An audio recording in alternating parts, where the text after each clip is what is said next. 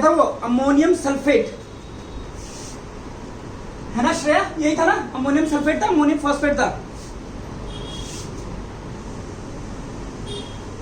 ये एक बार इसमें ऑक्सीडेशन नंबर निकालते हैं, इसमें हम निकालते हैं नाइट्रोजन का और सल्फर का। तो मैंने कहा था इसके दो पार्ट कर लो, अमोनियम होता है NH4 प्लस, सल्फेट होता है SO4-2। ये आपको याद होगा 10th में भी हमने करा हुआ है। अब नाइट्रोजन का निकालना है, इसलिए मैं इसको मान लेता हूं X प्लस, कितनी हाइड्रोजन है 4, एक हाइड्रोजन का +1 होता है इज इक्वल टू कितना चार्ज है +1, तो X इज इक्वल टू आ गया -3 जो हमने पहली बार में निकाला था। तो अमोनियम में नाइट्रोजन की ऑक्सीडेशन स्टेट क्या है -3। सल्फेट में बात करते हैं, सल्फर का निकालना है, इसको मैं X मान लेता हूं, 4 ऑक्सीजन है तो 4, एक ऑक्सीजन का -2 होता है, टोटल चार्ज कितना है -2, तो X इज इक्वल टू +6 हो जाएगा, ये तो उधर जाएगा ना +6, ये तो मैंने निकाल दिया था, ये भी लिख लेना, हम कह रहे थे ना इसको हम बाद में देखेंगे। चलिए, और एक छोटा सा पोर्शन और था रेडॉक्स में, जिस साल है सिलेबस में 10th क्लास में हमने पढ़ा हुआ है उसको, बट ठीक है टीचर्स ने उतने अच्छे से नहीं पढ़ाया होगा, तो उस चीज को मैं दोबारा पढ़ा देता हूं एक बार, ठीक है। देखो क्या होता है, बेसिकली हम बात करते हैं मेटल की, है ना। तो कोई भी मेटल जो होता है, जैसे सोडियम है, सोडियम की टेंडेंसी होती है Na+ बनाने की, क्लोरीन की टेंडेंसी होती है Cl- बनाने की, है ना। तो मतलब ये हो गया कि सोडियम कोशिश करता है कि उसका खुद का ऑक्सीडेशन हो जाए, अगर इसका खुद का ऑक्सीडेशन हो गया तो ये रिएक्टिव है। मेटल कैसे रिएक्ट करती है, खुद ऑक्सीडाइज हो जाती है, तो हम कह देते हैं कि मेटल रिएक्टिव है, तो ये इलेक्ट्रॉन दे देगा। क्लोरीन अगर इलेक्ट्रॉन एक्सेप्ट कर लेगा तो क्या हो जाएगा रिडक्शन। तो मेटल जो होती है उसका नेचर होता है ऑक्सीडाइजिंग, नहीं, और एक होता है नॉन मेटल। मेटल का खुद का क्या हो रहा है ऑक्सीडेशन। तो अगर मैं हूं, मेरी टेंडेंसी है पैसा देने की, तो मैं पैसा दे रहा हूं, लेकिन दूसरे को क्या हो रहा है पैसा मिल रहा है, तो दूसरा वाला क्या हो जाएगा रिड्यूस।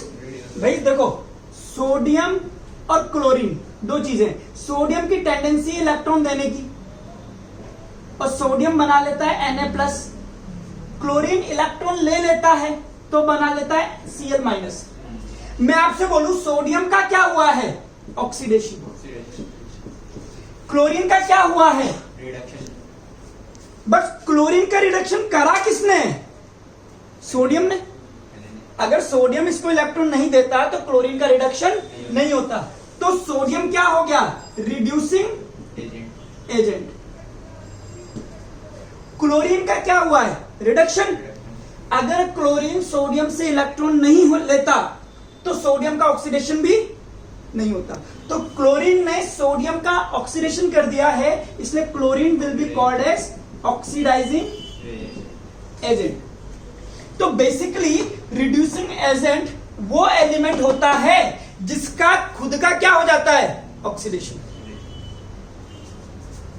ऑक्सीडाइजिंग रिड्यूसिंग एजेंट वो एलिमेंट होता है जिसका खुद का क्या होता है ऑक्सीडेशन, और ये दूसरे का क्या करता है रिडक्शन। ऑक्सीडाइजिंग एजेंट कौन होता है जो दूसरे का ऑक्सीडेशन कर दे, और इनका खुद का क्या होगा रिडक्शन। इस चीज को आप हिंदी में लिख लीजिए, लिखिए oxidizing agent, oxidizing agent the substance, English में लिख लो यार, the substance which oxidizes other substances,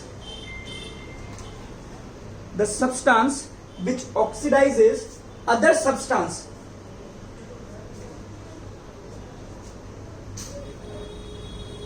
and get reduced. दूसरे का ऑक्सीडेशन करेगा तो खुद का क्या हो जाएगा रिडक्शन, ठीक है। ब्रैकेट में लिखिए जिनका खुद का तो रिडक्शन होता है पर दूसरे का ऑक्सीडेशन करते हैं, जिनका खुद का तो रिडक्शन होता है पर दूसरे का ऑक्सीडेशन करते हैं। आगे लिखिए रिड्यूस, अच्छा एग्जांपल में लिखिए ऑल मेटल्स, क्योंकि सारी नहीं all non metals, oxidizing agent है ना, ऑल नॉन मेटल। अब इसके अलावा भी लिखा सकता हूं ऑक्सीडाइजिंग एजेंट में KMnO4 लिख लो, K2Cr2O7 लिख लो, ये सब ऑक्सीडाइजिंग एजेंट है। H2O2 हाइड्रोजन पेरोक्साइड, सब ये है। KMnO4 पोटेशियम परमैंगनेट, नीली टिकिया बोलते हैं इसको, नीली टिकिया, पानी में डाल दो पूरा नीला कर देती है।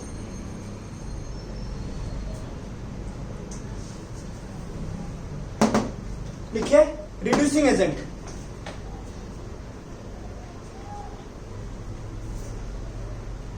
क्या होता है रिड्यूसिंग एलिमेंट?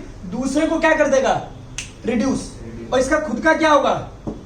ऑक्सीडेशन। लिखिए the element which reduces other substances, the element which reduces other substances and get oxidized, and get oxidized।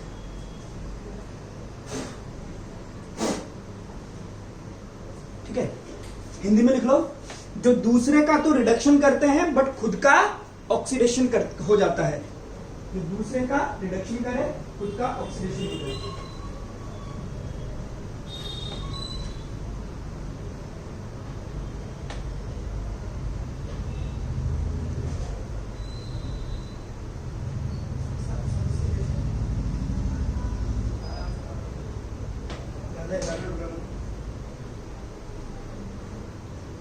ठीक है, अब इसमें कई सारे कह दो all metals, all reactive metals reducing agent होंगे, ऑल रिएक्टिव मेटल्स।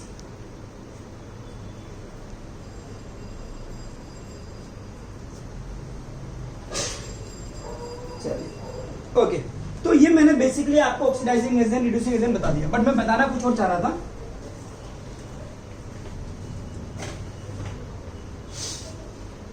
देखो क्या होता है कि हमारे पास जितने भी एलिमेंट हैं, हमने उनको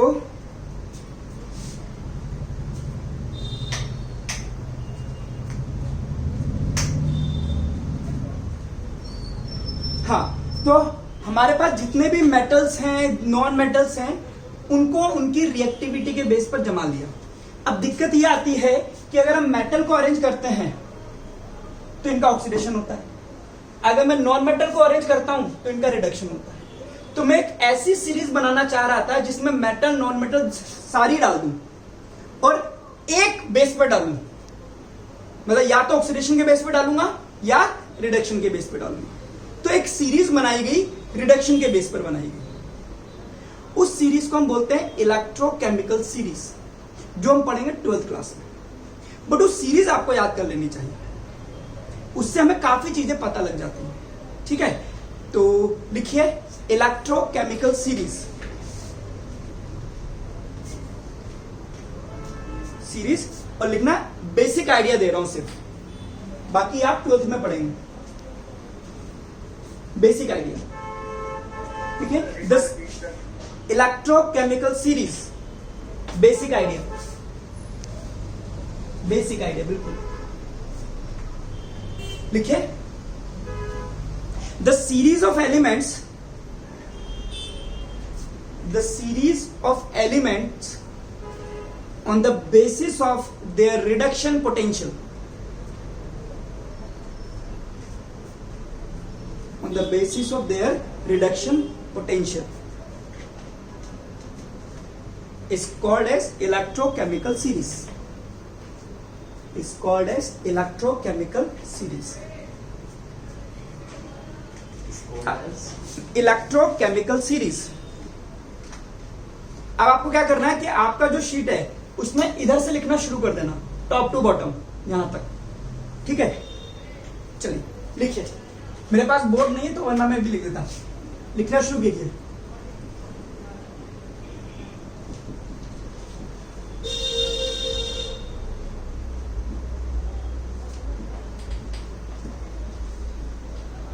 इसके नीचे लिखना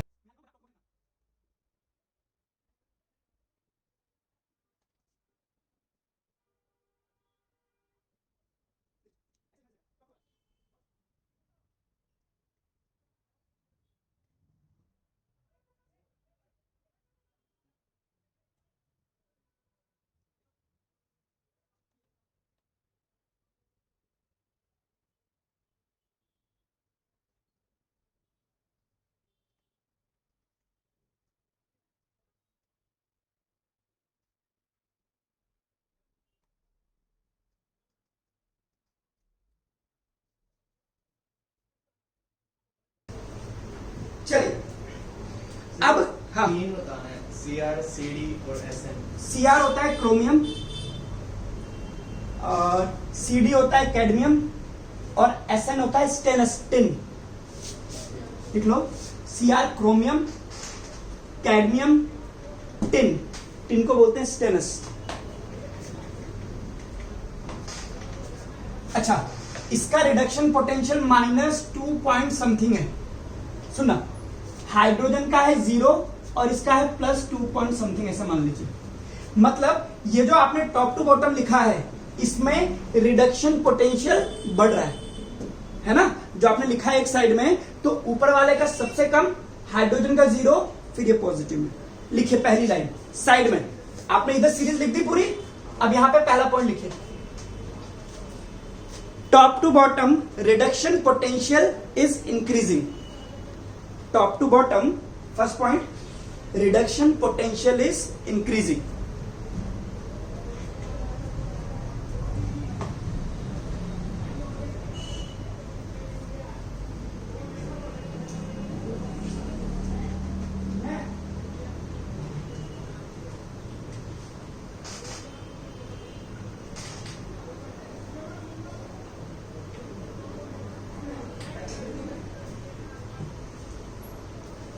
okay, reduction potential is increasing. Okay, दूसरी बात लिखिए। अब मैं कहता हूं कि रिडक्शन पोटेंशियल बढ़ रहा है, क्या मतलब हुआ इसका, ये समझना है। मैं कह दूं आपके पास एक एलिमेंट है ए, एक एलिमेंट है बी, और बी का रिडक्शन पोटेंशियल ज्यादा है ए से, इसका क्या मतलब निकला? लिखिए, लिखिए लिखिए लिखिए लिखिए लिखिए लिखिए। रिडक्शन पोटेंशियल बढ़ने का मतलब है, हिंदी में लिखो कोई दिक्कत नहीं, आना चाहिए। रिडक्शन पोटेंशियल बढ़ने का मतलब है खुद के रिड्यूस होने की टेंडेंसी बढ़ रही है। खुद के रिड्यूस होने की टेंडेंसी बढ़ रही है। रिडक्शन पोटेंशियल बढ़ने का मतलब है खुद के रिड्यूस होने की टेंडेंसी बढ़ रही है।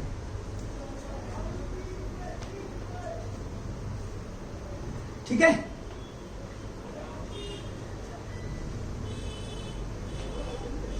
अब आप देखिए, top to bottom reduction potential बढ़ रहा है, इसका क्या मतलब हुआ? खुद के रिड्यूस होने की टेंडेंसी बढ़ रही है। तो लिखो, टॉप टू बॉटम खुद के रिड्यूस होने की टेंडेंसी बढ़ रही है।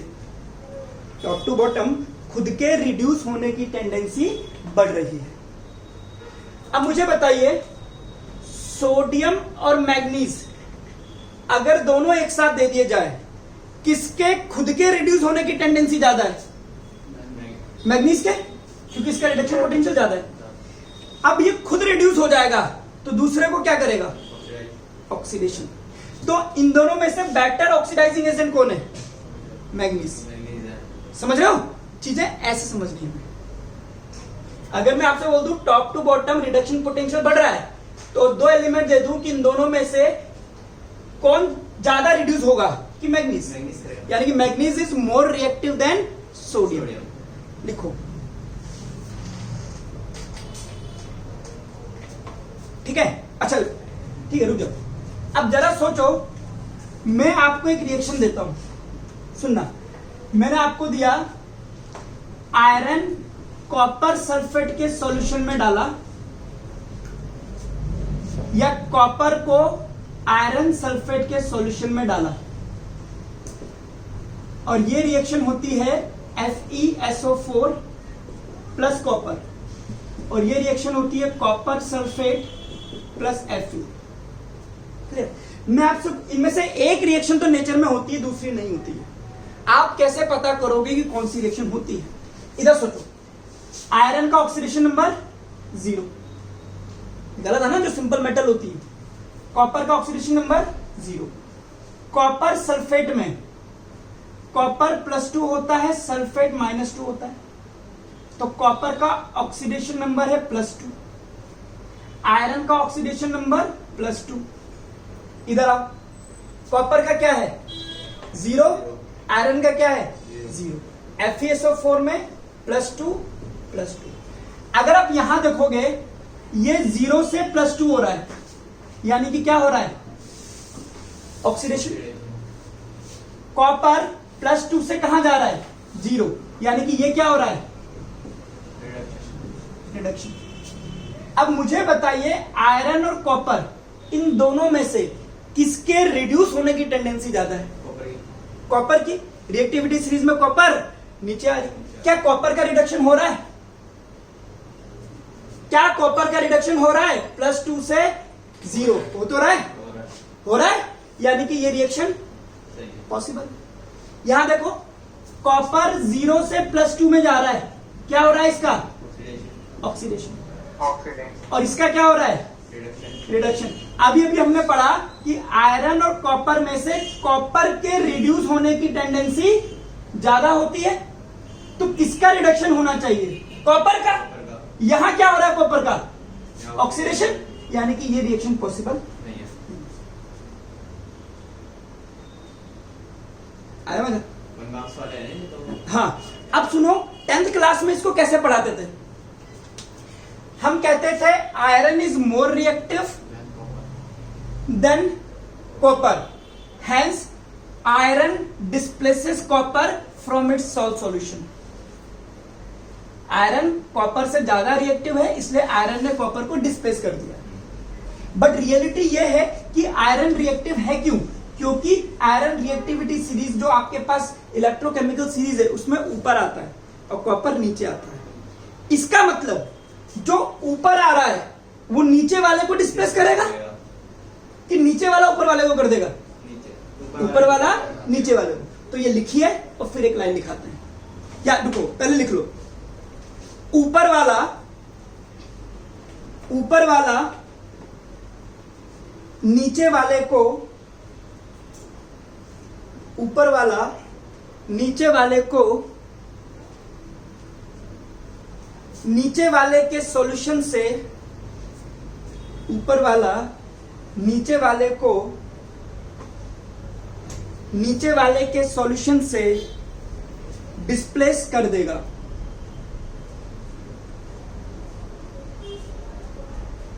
ऊपर वाला नीचे वाले को नीचे वाले के सॉल्यूशन से डिस्प्लेस कर देगा। और अब ये लिखना है ये रिएक्शन पॉसिबल है, ये रिएक्शन पॉसिबल नहीं है।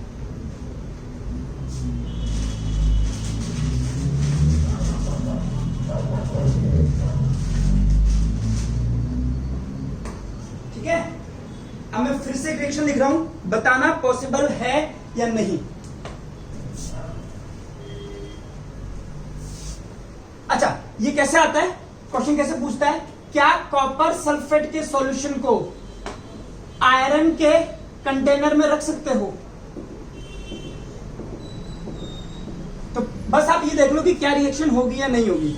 आयरन कहां आता है? ऊपर वाला। कॉपर कहां आता है? नीचे। और सॉल्यूशन किसका है? कॉपर सल्फेट का। तो आयरन कॉपर सल्फेट से रिएक्शन करेगा, FeSO4 बनाएगा और कॉपर अलग कर देगा। यानी कि यहां से आयरन निकल करके इसमें डिसॉल्व होने लग जाएगी, यहां पे छेद बन जाएंगे। हाँ, कॉपर सल्फेट आपका कौन से कलर का होता है? ब्लू कलर का। और ये ब्लू कलर धीरे धीरे चेंज होकर के कैसा हो जाएगा? ग्रीन। इसलिए हम कॉपर सल्फेट के सॉल्यूशन को आयरन के कंटेनर में नहीं रखेंगे। कॉपर यहां पे छेद कर देगा पहले तो, क्योंकि आयरन निकलेगा और इससे रिएक्शन करके FeSO4 बनाएगा।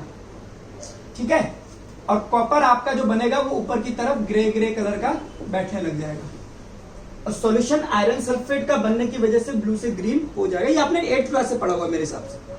ओके, अगर मैं आपसे बोलूं कि क्या कॉपर सल्फेट के सॉल्यूशन को निकेल की चम्मच से हिला सकता हूं मैं? क्या कॉपर सल्फेट के सॉल्यूशन को निकेल की चम्मच से हिला सकता हूं? बताइए।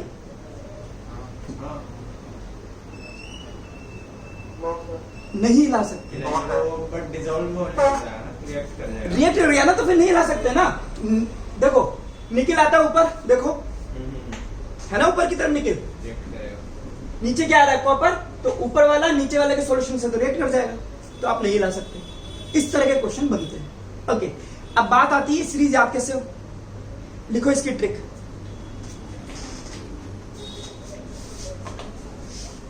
ट्रिक क्या है देखना, लेके बारात काना मजे से आला।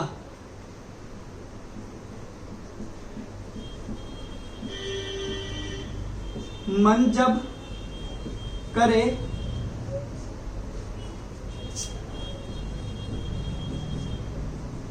फेंक दे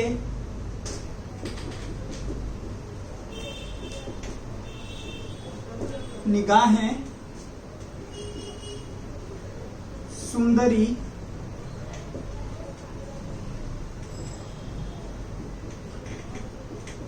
प्यार भरी।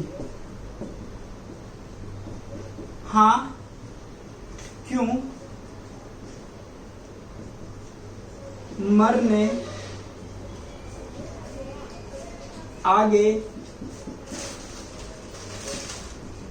आऊं। प्लेटिनम।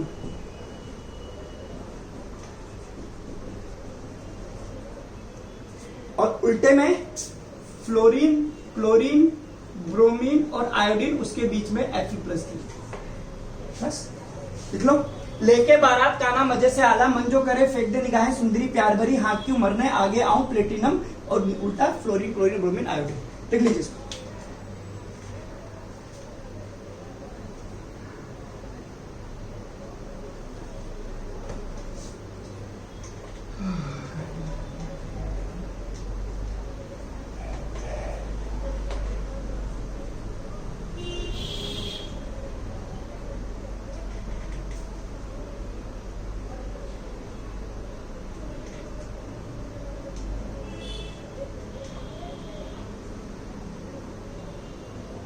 यहाँ पर आयरन 2 बार आया है।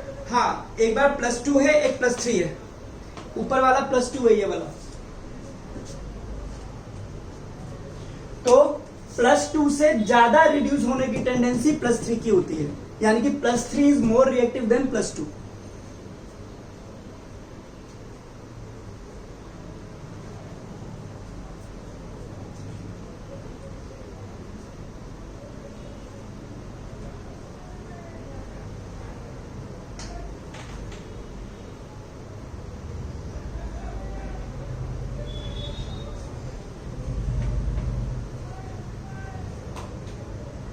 +2 की ज्यादा टेंडेंसी होनी चाहिए ना, रिड्यूस होने की ना, मैं रिड्यूस होने की रिएक्टिविटी की +2 Okay. मैं बताता हूं। Fe+2 Fe+3 आयरन का एटॉमिक नंबर होता है 26, ये होता है 3d6 +2 हो गया, यानी कि 2 इलेक्ट्रॉन इसने दे दिए, ये हो गया 3d6 +3, 3 इलेक्ट्रॉन दे दिए, ये हो गया 3d5। कौन ज्यादा स्टेबल है? ये स्टेबल होता है, ठीक है, ऐसे निकलता है। अब स्टेबल का मतलब, और ये आपका रिएक्टिव, हाँ सही बोल रहे हो, ये रिएक्टिव होगा। और रिएक्टिव का मतलब हो गया, लेके भारत, ये उल्टा तो नहीं कर दिया मैंने कुछ? आयरन+2 आयरन+3 नीचे था। नहीं सर, आप ठीक बोल रहे हो। आपने एक बात ये बीच में बोल दी थी कि Fe+3 वाला ज्यादा रिएक्टिव होगा 2 से। अच्छा, हाँ ठीक है, ये स्टेबल है, यानी कि ये लेस रिएक्टिव है, सॉरी, और ये आपका मोर रिएक्टिव। अब देखना ऐसे क्वेश्चन कैसे पता लगते हैं? पता लगा तुम्हें हाफ फील्ड ऑर्बिटल की स्टेबिलिटी, जो हमने पढ़ा था एटॉमिक स्ट्रक्चर में। हाँ, याद गया। खैर छोड़ो। तो इसका मतलब हो गया, आपने क्या लिखा है? Top to bottom reduction potential बढ़ रहा है, खुद के रिड्यूस होने की टेंडेंसी बढ़ रही है। लिख लिया? और पॉइंट लिखिए, reactivity of metals decreases. Reactivity of metals decreases, top to bottom reactivity of metals decreases. अब देखो मैं प्रैक्टिकली बताता हूं। आप मुझे 10th क्लास में आपने पढ़ा था कौन सी ऐसी मेटल है जिनका कोरोजन नहीं होता?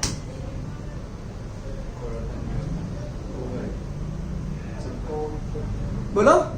गोल्ड, प्लेटिनम, इनका नहीं होता।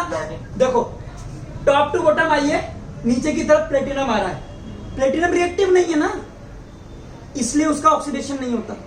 गोल्ड का नहीं होता, कॉपर का भी इतनी जल्दी नहीं होता, सिल्वर का भी नहीं होता। इन्हीं के ऑर्नामेंट बनाए जाते हैं क्योंकि चमकते रहते हैं, इनका रिएक्शन नहीं होता।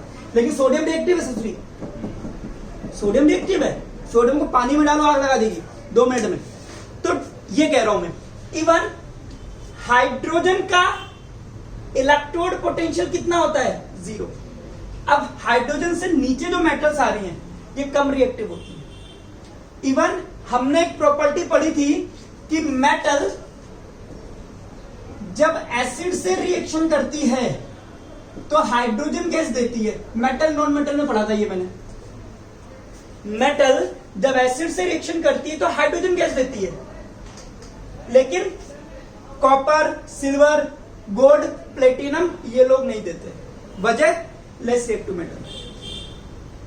लिख लीजिए, हाइड्रोजन से नीचे आने वाली मेटल्स, हाइड्रोजन से नीचे आने वाली मेटल्स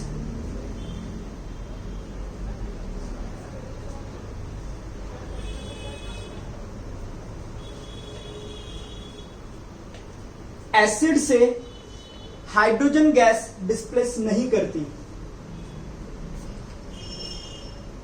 एसिड से हाइड्रोजन गैस डिस्प्लेस नहीं करती इन जनरल कंडीशन। अब आप गर्म ही कर दो इसको, फिर एक अलग बात।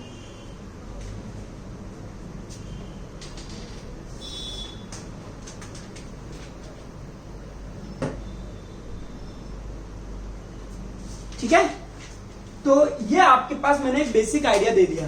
ओके, आगे बढ़ते हैं। लेके बारात काना मजे से आला, मन जो करे फेंक दे निगाहें, सुंदरी प्यार भरी, हाँ क्यों मरने आगे आऊं प्लेटिनम। और उल्टे से fluorine, chlorine, bromine, iodine. Bromine और आयोडीन के बीच में फ्लोरीन Fe+3। चलिए साहब, अब लिखिए बैलेंसिंग ऑफ केमिकल रिएक्शन। ये चैप्टर इसीलिए पढ़ाया जाता है बस कि बैलेंसिंग करनी आनी चाहिए। हमेशा आपके स्कूल्स में यहां से क्वेश्चन मिलेगा, बैलेंसिंग।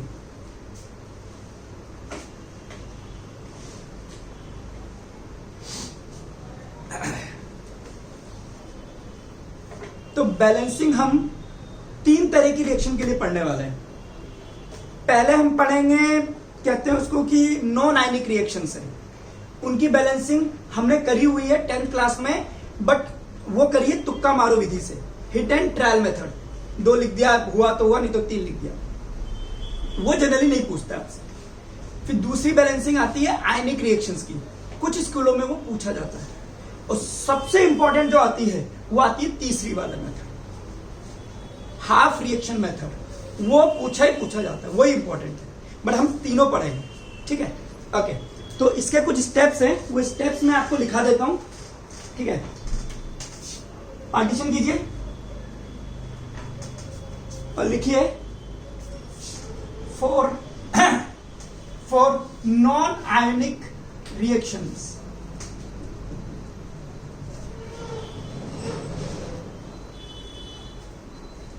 और इधर लिखिए फॉर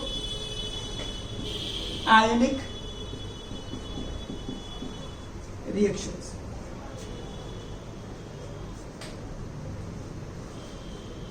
अच्छा, कॉपी के टॉप पर एक छोटी सी चीज लिख लो, वरना निकल जाएगी दिमाग से। Stock notation. स्टॉक नोटेशन कई बार एक एक नंबर का क्वेश्चन आ जाता है। जैसे मैं आपसे बोलूं Fe2O3 का स्टॉक नोटेशन लिखिए, तो पहले आपको यह पता होना चाहिए कि आयरन कौन सी ऑक्सीडेशन स्टेट में है। तो आयरन इसमें है, आपको पता है ये 3 इसका होगा, ये ऐसा करके बनाया होता है ना। तो आयरन इसमें +3 में है ना। तो इसका स्टॉक नोटेशन होगा आयरन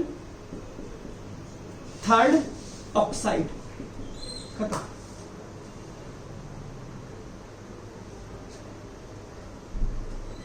मैं बोल दूं कॉपर सल्फेट का स्टॉक नोटेशन लिखिए। तो कॉपर इसमें क्या है, +2 में, तो मैं लिखूंगा कॉपर सेकंड सल्फेट, +2 है ना। मैं बोल दूं AuCl2 का लिखो, तो गोल्ड किसमें है, इसमें +2 में, तो मैं लिखूंगा गोल्ड सेकंड क्लोराइड। मेरे से बोल दे Na2O का लिखिए, तो सोडियम क्या होता है, +1, तो मैं लिख दूंगा सोडियम फर्स्ट ऑक्साइड। मेरे से बोल दे FeCl3 का लिखो, तो मुझे पता है आयरन +3 में है, तो मैं लिख दूंगा आयरन थर्ड फ्लोराइड। लिख लीजिए ऊपर ही ऊपर कहीं पर। 1 नंबर का क्वेश्चन पूछा जाता है ये।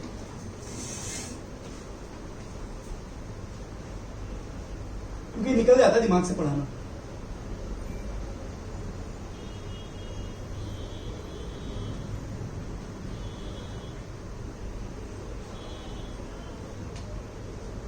वैसे मैं नोट्स दूंगा आपको सबको, ये जो भी पढ़ा रहा हूं सबका लिखा हुआ तमीज से सब दूंगा। यहां मैं मैक्सिमम में समझाने का काम करूंगा। हैं? हाँ नोट्स मिल जाएंगे, इसमें बड़ी बात सबको मिल जाएंगे। ये सब चीजें लामबंद करके दे दूंगा मैं। चलिए आइए। हाँ, तो नॉन आयनिक रिएक्शंस और आयनिक रिएक्शन। पहला स्टेप लिखिए, पहला हम ये वाला करते हैं, लिखिए इसमें first step.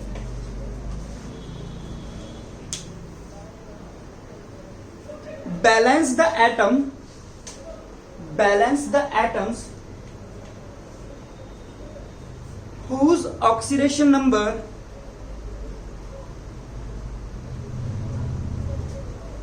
is increasing or decreasing। किसी भी तरह की बैलेंसिंग हो, सबसे पहले हमें यही काम करना पड़ता है, whose oxidation number increasing or decreasing। कोई आपसे ये स्टेप्स नहीं पूछेगा, आपको सिर्फ रिएक्शन देगा कि इसको बैलेंस करके लिख दो, ठीक है। सेकंड स्टेप, कैलकुलेट इंक्रीज और decrease in oxidation number, calculate increase और decrease in oxidation number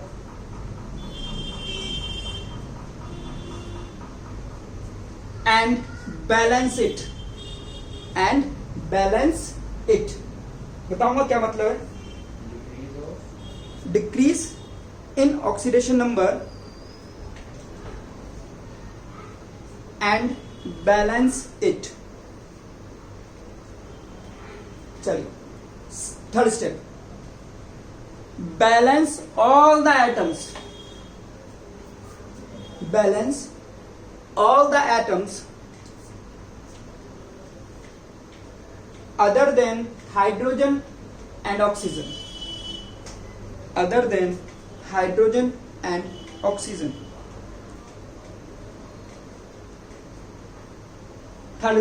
Fourth point, now balance hydrogen,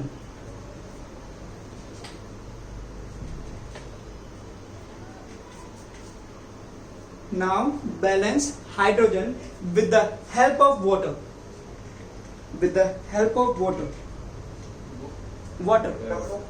with the help of water। अब बाटर पानी now balance hydrogen की होगी with the help of water।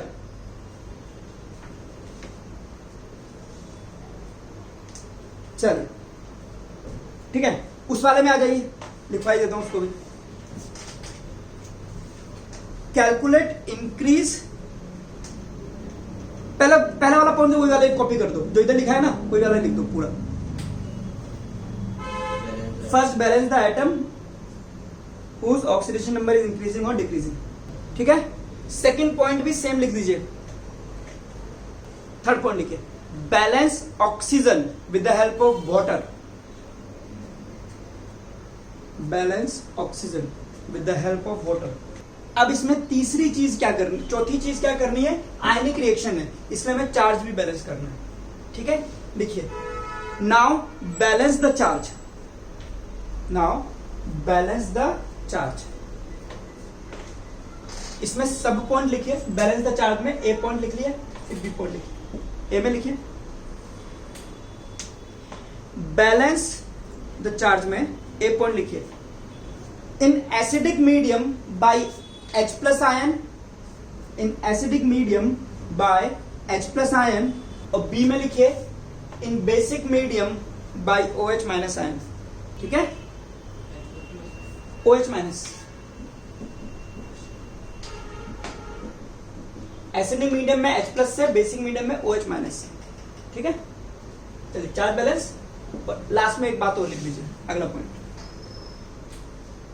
If oxygen is disturbed, अगर oxygen disturb हो जाए, if oxygen is disturbed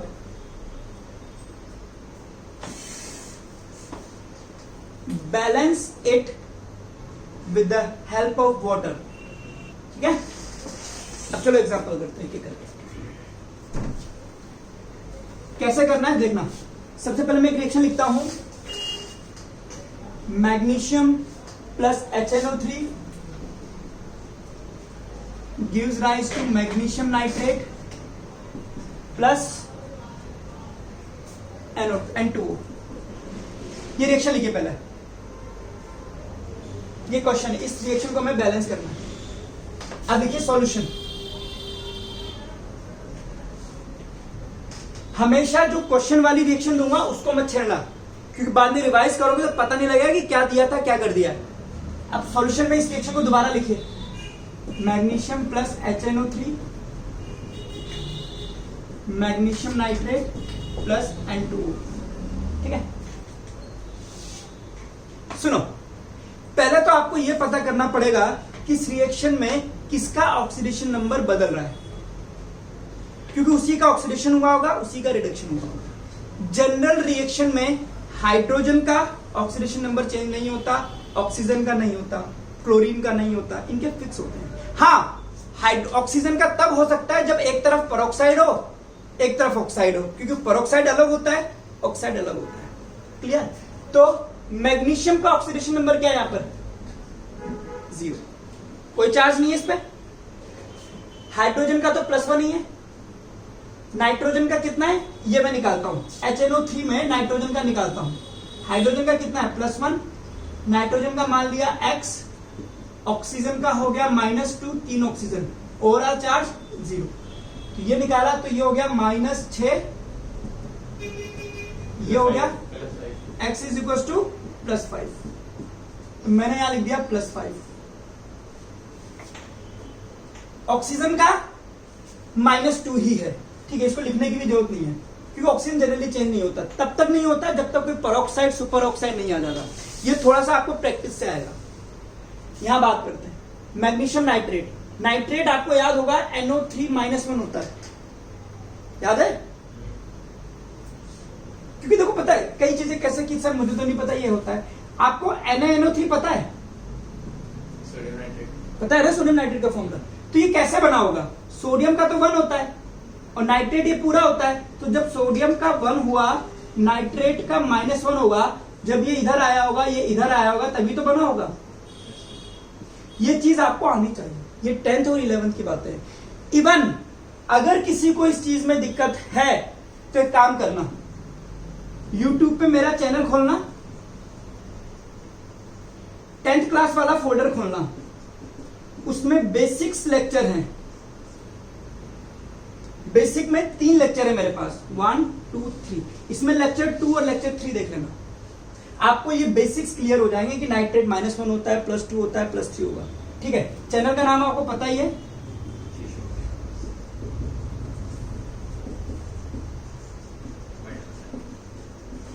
ठीक है, YouTube, इसको सब्सक्राइब भी कर देना, ठीक है ना? तो ये जब आप देखोगे तो 10th क्लास की प्लेलिस्ट निकाल करके बेसिक के 3 लेक्चर, उसमें लेक्चर नंबर 2 और लेक्चर नंबर 3 एक बार देख लेना, तो आपको ये चीजें पता लग जाएंगी। नाइट्रेट NO3-1 होता है, सल्फेट -2 होता है, कार्बोनेट -2 होता है, बाइसल्फेट -1 होता है, ये सब चीजें पता लग जाएंगी, तो आपको थोड़ी सी हेल्प मिल जाएगी। जिस किसी को भी दिक्कत हो देख लेना। ओके, तो मैग्नीशियम +2, नाइट्रेट वैसा का वैसा ही आ गया, +5 -2 N2O। नाइट्रोजन का मैंने मान लिया x, 2 नाइट्रोजन है 2, ऑक्सीजन का है -2, ओवरऑल चार्ज 0, तो 2x हो गया 2, तो x हो गया 1, तो ये हो गया +1, ऑक्सीजन -2। हमने सबकी ऑक्सीडेशन स्टेट लिख ली। अब हम बात करते हैं मैग्नीशियम से मैग्नीशियम +2 जा रहा है, ऑक्सीडेशन स्टेट बढ़ रही है, क्या हो रहा है, ऑक्सीडेशन हो रहा है। नाइट्रोजन +5 से कहां जा रहा है, +1 में, इसका क्या हो रहा है, रिडक्शन। ये हो रहा है रिडक्शन और ये हो रहा है ऑक्सीडेशन, रेडॉक्स रिएक्शन। ओके, पहला पॉइंट क्या लिखा है इसमें कि जिस एटम का ऑक्सीडेशन नंबर बढ़ रहा है या कम हो रहा है उसको बैलेंस कर दो। यहां कितना एटम है, 1, यहां कितना है, 2। अबे मैग्नीशियम तो एक ही है, मैग्नीशियम तो एक है यार। नाइट्रोजन कितना है, नाइट्रोजन 1, यहां पे नाइट्रोजन 1, और यहां कितना, तो यहां से यहां जा रहा है ना, यहां 1 है यहां 2 है, तो इसको बैलेंस कर दो, यहां 2 लिख दो पहले। तो ये हमने कर दिया, फर्स्ट काम कंप्लीट हो गया। अब बताइए क्या बोला है सेकंड पॉइंट में,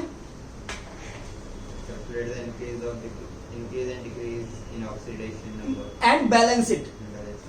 अब बताइए 0 से कहां जा रहा है, +2 में, 2 का इंक्रीमेंट है यानी बोलो,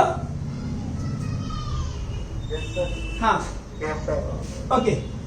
तो मैग्नीशियम ने 2 इलेक्ट्रॉन दिए हैं, नाइट्रोजन +5 से +5, यहां तो कुछ भी नहीं है, +5 से +1, कितने का डिक्रीज आ रहा है, 4 का डिक्रीज।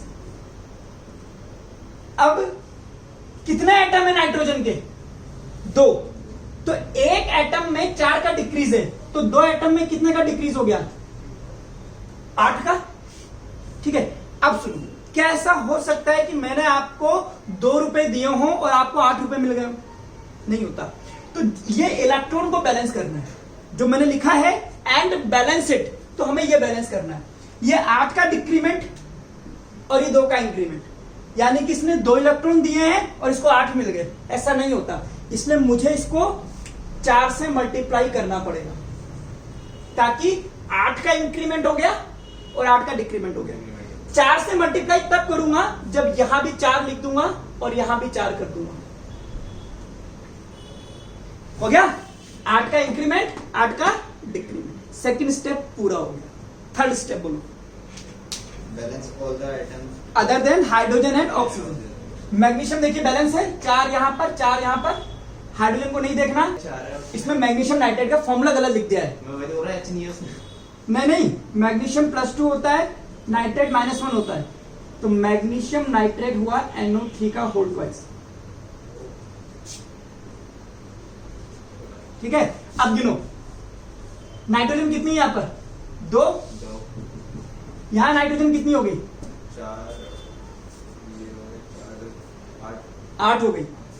मैग्नीशियम नाइट्रेट का क्या मतलब है, 1 मैग्नीशियम और 2 नाइट्रेट, और इस पूरे को आपने किससे मल्टीप्लाई कर रखा है, 4, तो 4 2 8 हो गई। और वहां कितनी है, 10, टोटल 10 हो गई। यहां कितनी है, 10 नाइट्रोजन, यहां कितनी है, 2। अब इसको 10 कैसे बनाओगे, 5 से मल्टीप्लाई करेंगे। जब मैं इसको 5 से मल्टीप्लाई कर दूंगा तो ये कितना हो गया, 10 हो गया, सेकंड थर्ड स्टेप पूरा। Balance nitrogen with the help of water. Okay, अब मैं एक बार लिख लेता हूं इतना, पहले आप इतना लिख लीजिए वरना इसी में खिचड़ी पक जाएगी सारी। और चाहे तो एक एक स्टेप नीचे करके लिखना, एक ही में पूरा मत लिख देना। सबसे पहले क्या करा हमने, उसको 1 करके लिख दो अगर समझदारी से लिख पाओ। फिर सेकंड स्टेप में मैंने इसको 4 से मल्टीप्लाई करा, फिर थर्ड स्टेप में इसको 5 से मल्टीप्लाई करा, तो आखिर आप समझ पाओ इसको ढंग से। बाकी फिर आप जैसा देखना वीडियो मिल ही जाएगी, वीडियो बार बार देखते रहना। अब तो क्या है, क्या रात समझ में आ रहा है, कल तो कुछ भी नहीं आया चक्कर है ना बेटा, चीज ही ऐसी। और आज ये भी समझ में नहीं आता अगर तुम और बोल लेक्चर नहीं पढ़ के आते, मैंने ऑक्सीडेशन नंबर भी निकल जाता सर से ऊपर से। ओके, तो बेसिकली मैं कहां तक पहुंच गया हूं वो एक बार लिख देता हूं, वरना मैं भूल जाऊंगा। मैंने यहां तक बैलेंस कर रही है कि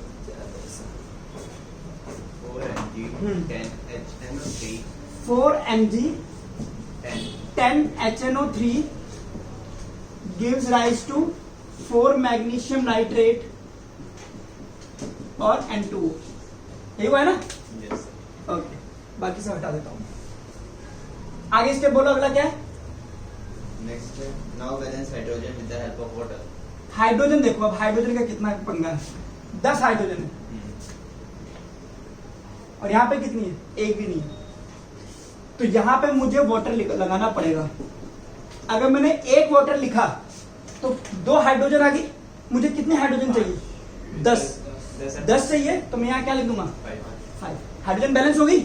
अब इसके बाद में ऑक्सीजन गिन लीजिए। कितनी ऑक्सीजन है यहाँ पे? 30 है ना? यहाँ कितनी है? 3 6 24 प्लस 1 और 5 30। सब कुछ balance. You can die in peace now. Done?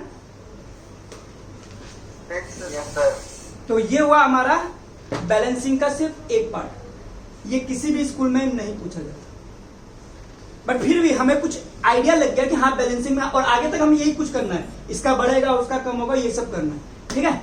और कोई डाउट हो आज के लेक्चर में तो पूछ लीजिए।